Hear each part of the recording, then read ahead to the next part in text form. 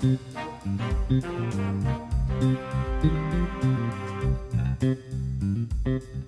and welcome to Dollars and Cents, the Australia Institute podcast where we're talking about just what the hell is going on in the economy.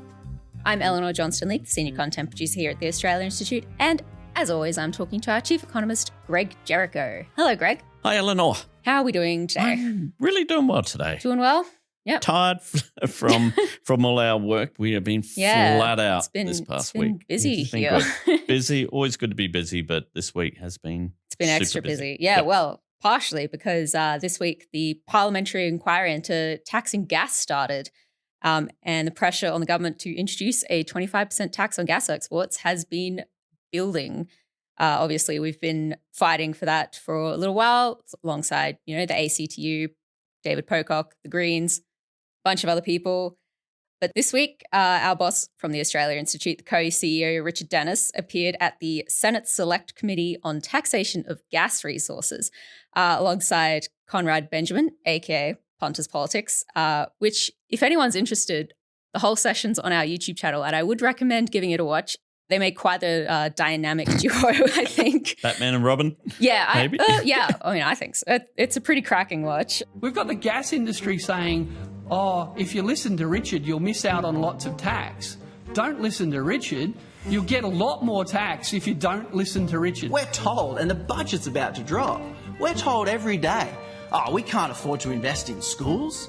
We can't afford to make our education on par with some countries around the world that are just as wealthy. The idea that gas executives want to pay more tax and that somehow I'm trying to trick the parliament, it's their job to pay as little as tax as they can. We're about to hear that the global economy is going through a shock and we have to tighten our belts because something that happened overseas is making everything more expensive for us, and we're about to be told that we can't afford anything.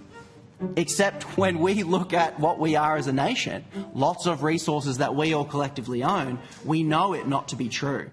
So one of the main things that Richard was talking about was some new Australia Institute research released this week, which exposed something pretty shocking about Australia's gas export industry. The Japanese government makes more revenue taxing its imports of Australian gas than the Australian government makes from the export of our gas, which is just absolute lunacy, really. Yeah. So, Greg, can you just break this down for us? What taxes is Japan getting from this? Yeah. How does this work? It's kind of insane, really, when you think about it, because what we're talking about here is Japan actually has an import tax on energy. So coal imports and oil and gas imports into Japan are actually taxed. It's an import tax. Now, so we're in this situation where from all of their what we call energy, coal and oil and gas imports, Japan raises about $8 billion a year. Okay. Now, a lot of that is coal. Most of it's coal. But they raise about $1.8 billion from gas. Mm-hmm. And they get gas from a whole lot of places, but a big chunk of it is Australia. And they get about $710 million a year just from Australian gas. Yeah. Now, on the other side, so that's gas going to Japan. Japan gets $710 million that they can spend on whatever will help their society. But the gas, when it leaves Australia, we're not taxing it. Mm. The PRRT, which is, we've talked about in the past, Petroleum Resources Rent Tax, it's supposed to sort of capture this, but it doesn't. We tax gas within Australia. The PRRT actually doesn't tax the exports. It taxes gas within Australia. It taxes gas going from the gas field to the LNG operator, but it stops there. Doesn't tax the LNG sales or profits or anything like that. So effectively, we're not taxing exports at all. Yeah. So all the export of gas going to Japan, nothing. And if we wind it back even further, most of that gas, a whole whack of that gas is coming from INPEX, which is a Japanese-owned company. Yeah. They don't pay any royalties for their gas because it's offshore, so no royalties. INPEX and their main production out of Darwin or off the coast of Northern Territory hasn't paid any company tax in the last 4 or 5 years. That's called Ichthys Proprietary Limited, I think it is. no company tax, no royalties, no PRT. So the Australian government, Australians getting nothing from that. Yep. But then when it gets to Japan, Japan says, hey, we'll take $710 million a year. And when you say that Inpex is a Japanese company, it's not just that it's a company from Japan. The Japanese government itself is a major shareholder. Yeah, of the I think company. it's 25%. I think it is a quarter. Yeah. And that is why we've seen in the last couple of weeks, because there's been all these rumors about a gas export tax, that the Japanese ambassador have been saying, oh, don't do this. This will hurt relations and everything. And it's like, yeah, because it will hurt the Japanese government's revenue. Basically revenue from the profits from Inpex. Yeah. That's it. Yeah. So, yeah, it's quite stunning when you sort of think of it like that Australia, which is, let's say, first or second biggest LNG exporter in the world. I think second. Yeah, first or second. We sort of depends on the year on date and what's happening with Qatar. It's all, basically it's Qatar, America, and Australia. We're all sort of battling to be first, second, and third. Yeah. So we're huge. Yeah. Japan doesn't have any oil, doesn't have any coal, doesn't have any gas. So they're importing all of their fossil fuels. All of it. Yeah. And they're making more revenue from gas than we are from our exports of gas. Now, there's something wrong there. Yeah. To me, it seems pretty obvious, but if you ask the gas companies and everything, they go, oh, no, that's perfectly logical and how it should be. And I think Australians are kind of like, yeah, no, I think there's something wrong there. Yeah, I would think so, yeah. And sort of bringing it back to, you touched on the argument there, there's this argument that we can't have a tax on our gas exports because it's bad for fuel security, for regional security. We're going to, piss off our allies essentially if we put a tax on our gas exports. But you sort of mentioned it that, the Japanese government will be annoyed maybe that their revenue will drop, but they're taxing our gas anyway. Why can't we? Exactly. And here's the thing. A tax on gas exports does not change the price that Japanese or South Korean companies or Chinese companies will pay for Australian gas. Yeah. Because there's a world price for gas. We don't produce so much gas that we can determine what the price will be. Basically, there's a world price. Yeah. That's what you get. It's just that the profits of the company's selling It's just the profits. So what we always have said, and I think I've noted this in the past, whenever we say, we should perhaps raise the taxes on Coles or Woolies and everything, or even banks, they say, but then they'll pass that extra cost onto consumers. So our prices will go up.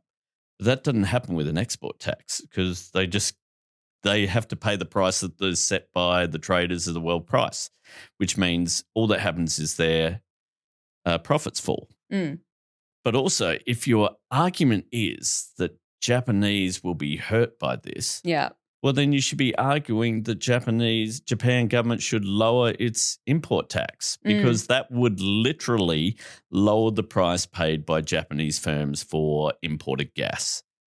So it's all a bit screwy. And also, it's a case of, as you say, Japan are taxing our gas. Why can't we? Yeah. And I mean, there's also the factor, I suppose, that Japan gets Australian gas so cheaply that they're actually on-selling Australian gas to other countries as well. Yeah. And, look, I haven't precisely proven this, but I'm pretty sure a lot of the gas that we notionally export to Japan doesn't even reach Japan. Japanese companies buy it, but it's not like they would buy our LNG, offload it off the ship in Tokyo Bay, put it in a storage container, then go, actually, we want to sell some to Philippines. Let's put it back on no, because that's costly and stupid. It'd go straight from Darwin or from Gladstone to go to Philippines. And you're right, Japan gets so much of our gas that they actually sell to other countries around 2,400 petajoules each year of Australian gas. Now, how much, you think, okay, 2,400 petajoules, is that a lot? Well, put it this way. Australian households, businesses and gas power plants each year use around 1,000 petajoules of gas. Oh, wow. Yeah. So more than double is getting on-sold. So it's not like if we were to put a tax on Australian gas exports and let's say as a result it wasn't as profitable and so there was some gas projects that decided to wind back, which it's not how it works anyway. There's still so much gas. But it's not in Australia's interest, certainly not Australian taxpayers' interest, to give so much gas to Japanese that it's at such a good rate because they're not paying any royalties on it, they're not paying any company tax for it, and they're not paying any PRT on it. So there's just that it's so lucrative that those companies are then able and other companies are able to on-sell it for a profit. Yeah, I mean, it also really undermines the idea that a gas export tax would, shut the lights off in Tokyo. Yeah, exactly. It's not going to do that at all. The biggest thing it will do is reduce the profits of the after-tax profits of some Japanese companies. And I'm sorry, I don't care. No, not really going to put that ahead of the interests of the Australian people as a whole. Yeah, because we need to get the whole thing about all of this is we need to get it back to thinking about it's our gas. Now, if a Japanese company is getting our gas and is not paying for it, is exporting it fully to Japan, is not paying any company tax on it and hasn't paid any PRT on it, at what point was it actually our gas? Yeah. Where is Australia in any of that equation? And that's the thing. At the moment, it's not. And all they're doing is saying, but look at all the big investment. We're going, well, again, where's right? You've bought a huge rig from somewhere else, brought it to Australia. You employ a few people here, but not many. Yeah. Yeah, exactly. And that's been another thing, at the committee this week, big fight over how many people they employ. And Richard was challenged on his figure that it was, a bit over 20,000 were employed because the industry likes to suggest it's about 215. That's because they add up everyone who even comes close to being in contact with gas and says, well, you're counted as being supported by the gas industry. Yeah. Which if every industry did that, there'd probably be about 100 million people whose jobs are supported in Australia, which is slightly more than our population. So it's 24,900. Not a big number. No. This inquiry is going to report back right before the budget, which is coming up pretty soon. The Australian, I think this week, was reporting that Albanese's ruled out a 25% tax on gas exports, but Albanese himself didn't say either way. His department has requested options looking into the possibilities of a gas tax. So I guess we'll just have to wait and see in about, 3 weeks? 3 weeks. 3 weeks. Second Tuesday of May. We're all hoping that Albanese doesn't always chicken out.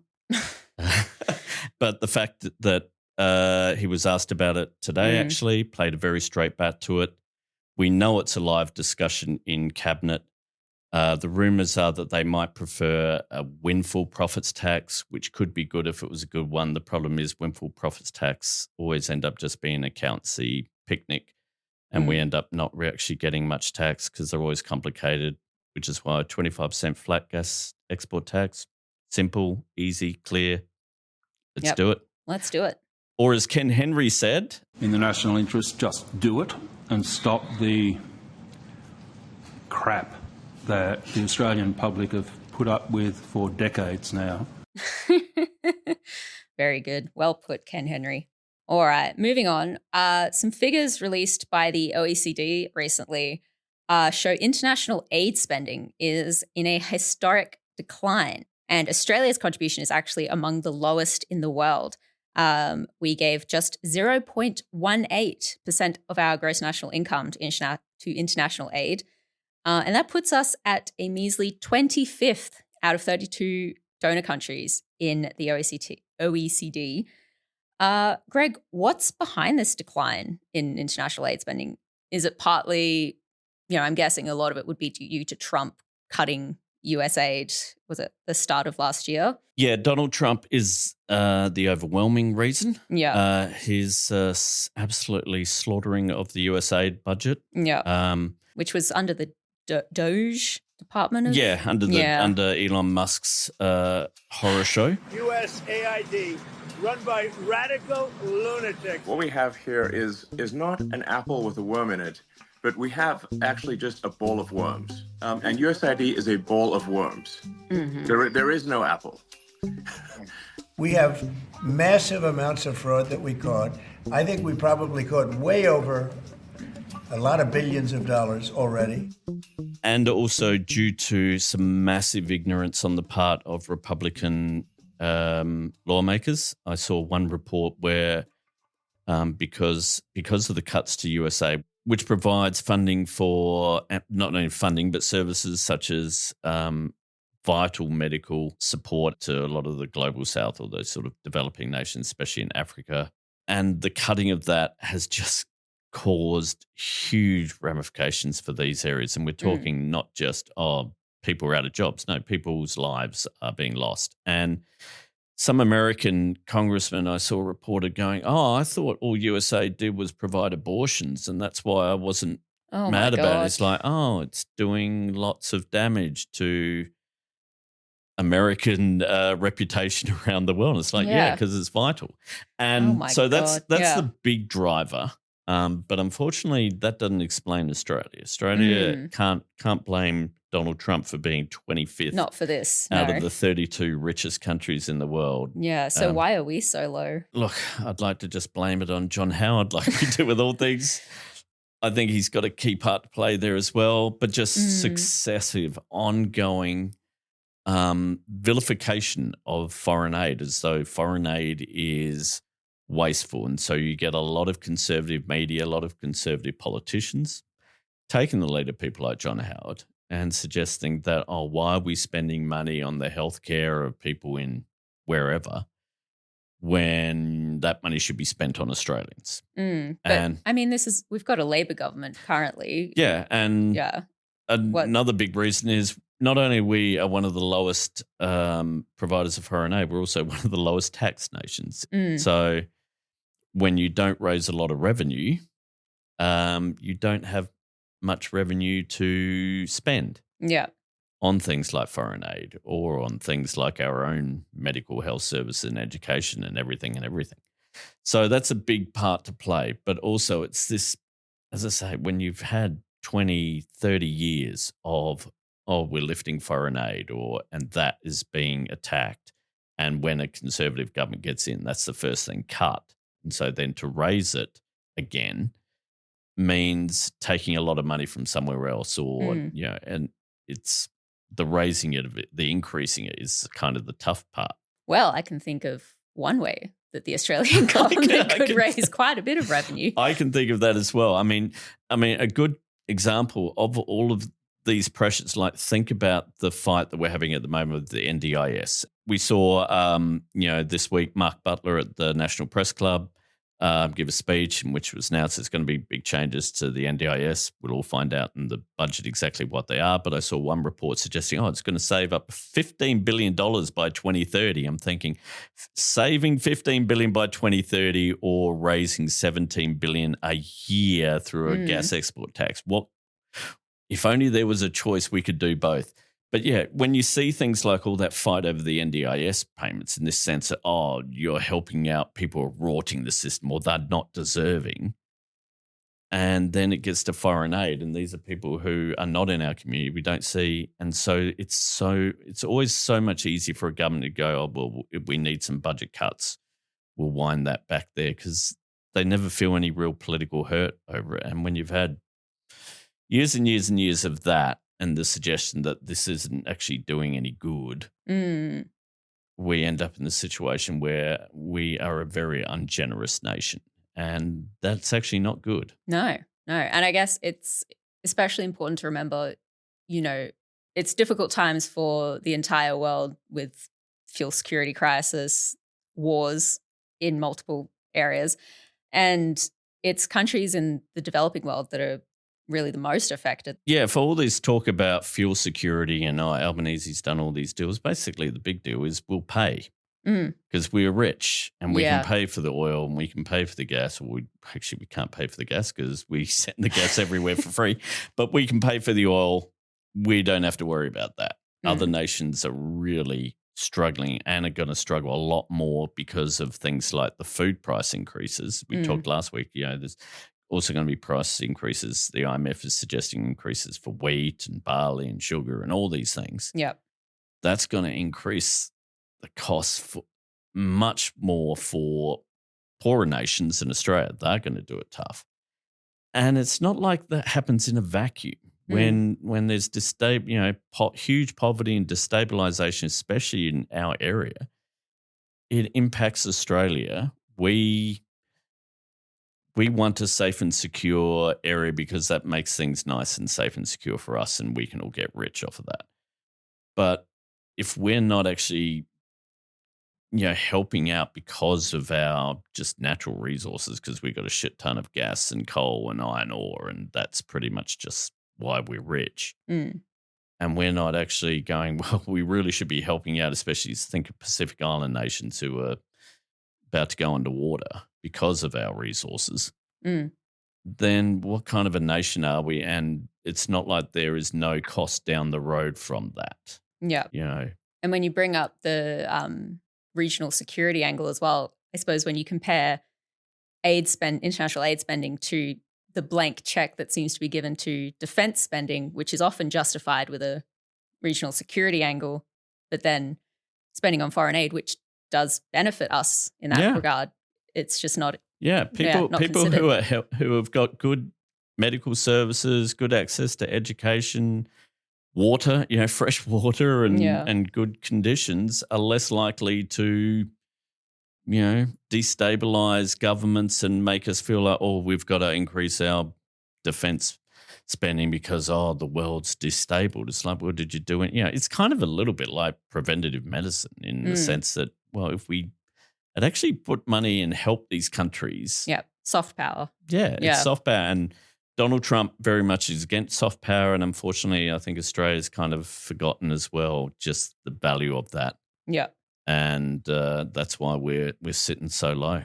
Right. And probably just got a bit of time, Greg, to talk about your column in The Guardian this week, which you're talking about potential changes to the capital gains tax discount and negative gearing that may be happening in the upcoming budget. Obviously, we've talked a lot about why the CGT is a big driver of the housing crisis. Changing it's been a bit of a no-go zone for Labor, especially, where there's the idea that proposing changes to it led to them losing the 2019 election. But the tide has turned in recent years in terms of public sentiment. The housing crisis is obviously looming larger and larger in everyone's minds, and everyone just wants real change, wants a solution. So, Greg, what's the tea? What are the rumors? What are you hearing? What might happen? Yeah, there's a couple of things going on. One around negative gearing. There's sort of rumors that something's going to be done on negative gearing, maybe limiting it to 2 properties. Okay. Which, if they did that, covers about 91% of everyone who's got an investment property. So I can see why politically they do that. It basically kills off the argument that you're attacking mum and dad investors, because mum and dad investors are vital. Yeah. You can't hurt those. Can't hurt. That's mum and dad. But the problem with that is, it's great politically, but it's not actually doing much. If you're not affecting 91% of negative gearing, are you really affecting anything of negative gearing? Yeah. But as we've always said, the big deal really is capital gains tax discount. The reporting in the Sydney Morning Herald this week is that they're looking to either reduce the discount from 50% to maybe 30, 25%. Okay. Or they will go back to the pre-1999 method, which was just take into account inflation. Now, there's good things and bad things with both. Depends if inflation is high or low on which is best or worse for investors and for the government and for Australia.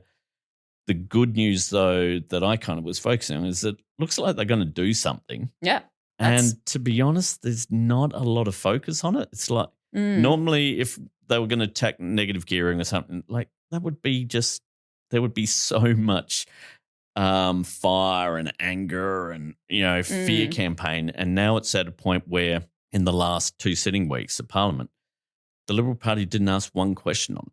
None of, can you rule out changes to negative gearing and hurting Australian mums and dad? None of that.